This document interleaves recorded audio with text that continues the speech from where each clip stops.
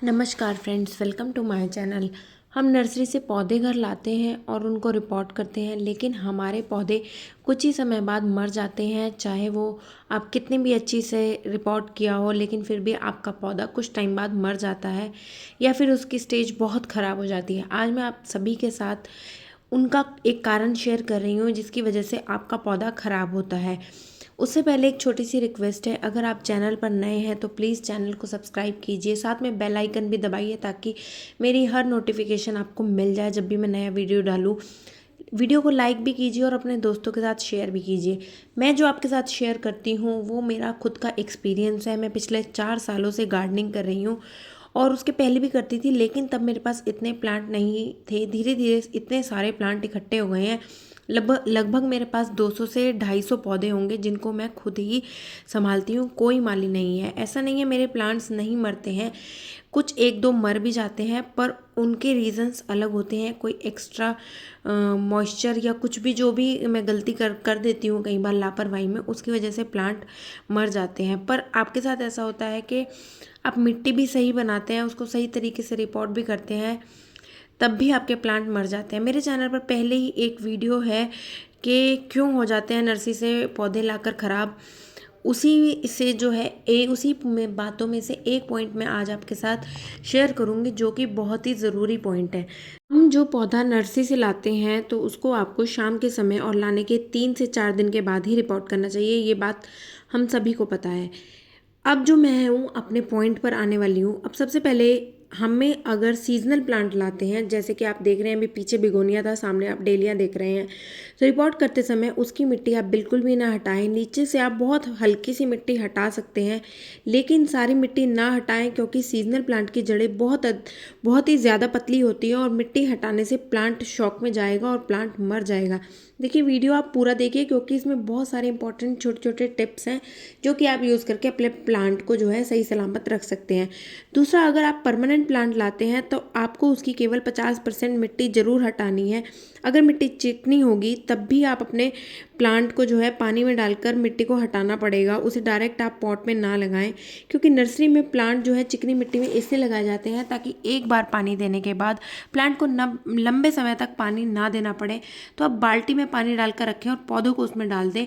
10 से 15 मिनट के बाद जब आप निकालेंगे तो जड़ों को कोई नुकसान नहीं पहुंचेगा और मिट्टी हट जाएगी। मैं स्पेशली वीडियो बनाने के लिए ये प्लांट नर्सरी से लेकर आई हूँ। ये है मधु कंपनी का प्लांट। इसको बहुत आराम से आपने मिट्टी में से निकालना है। अगर आप जो है बिल्कुल ही बिगनर हैं और आपको डर लग रहा है मिट्टी हटाते हुए, तो आप पौधों की केवल एक साइड हटा सकते हैं। मैंने अपने क्रोटोन के प्लांट में सभी प्लांट में ऐसे ही लगाए थे, क्योंकि क्रोटोन बहुत ज़्यादा डेलिकेट प्लांट होता है और लास्ट ईयर मेरा क्रोटोन के साथ फर्स्ट एक्सपीरियंस था।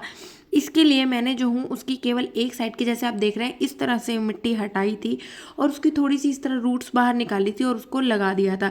जरा सी लापरवाही से क्रोटोन का प्लांट तुरंत ही मर जाता है। ये आप हर किसी प्लांट में कर सकते हैं अगर आपको सारी मिट्टी हटाते हुए डर लगता है तो। एक साइड से आप सारी मिट्टी हटा दें और पौधा लगा दें।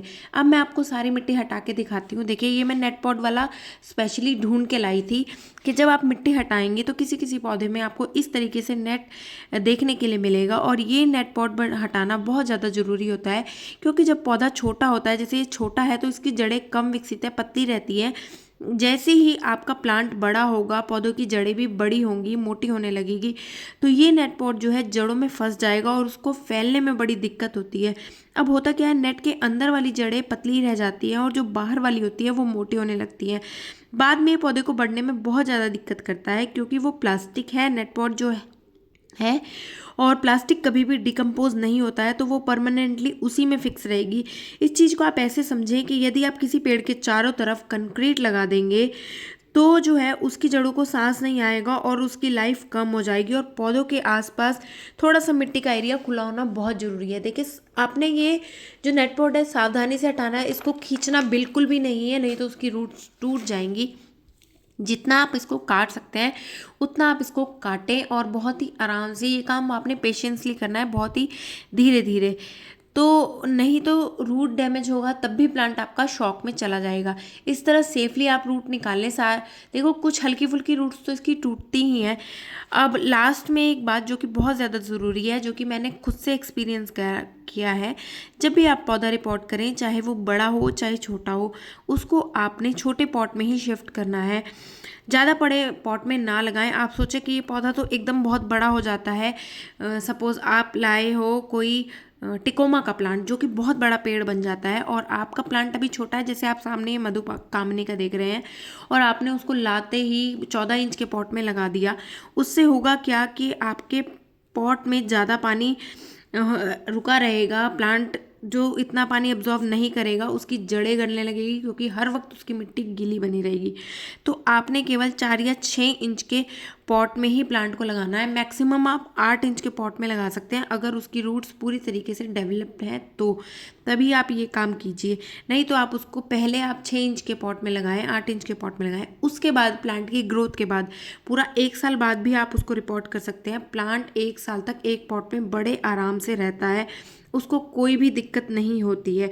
तो मेरी ये सलाह है कि आप हमेशा 6 इंच के पॉट में ही रिपोर्ट करें, और जब भी रिपोर्ट करें उसकी थोड़ी सी मिट्टी हटाकर एक साइड से ज़रूर चेक करें। नेट पॉट है तो उसको ज़रूर रिमूव करें, नेट पॉट नहीं है तो उसकी चिकनी मिट्टी को हल्का सा नीचे से आधा हटा दें। ये कुछ टिप्स थी आपके प्लांट को हमेशा हेल्दी बनाए रखने के लिए, और इससे आपका प्लांट कभी भी नहीं मरेगा।